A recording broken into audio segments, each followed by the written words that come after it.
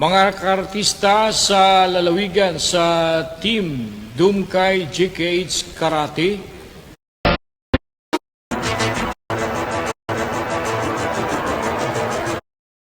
Sa balita, ako si Tony Salvoro. Namit nito. Sa balita, ako si Tony Salvoro.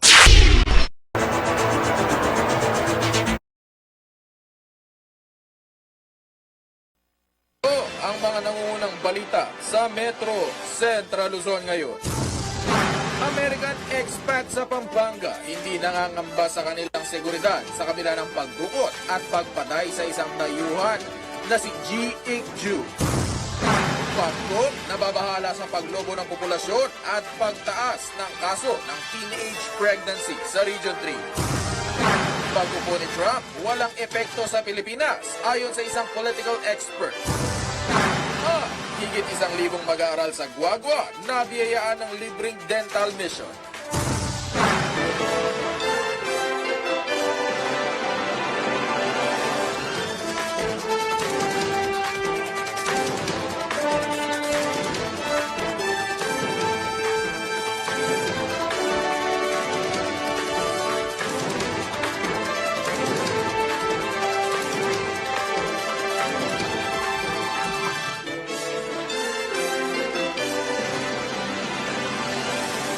Magandang gabi po. Ito ang Metro Central Luzon ngayon.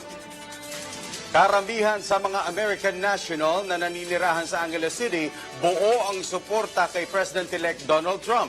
American expats hindi naman daw nangangamba para sa kanilang seguridad sa kabila ng pagdukot at pagpatay sa dayuhang si G. Ikju. Si Reniel Pawid ang may live report.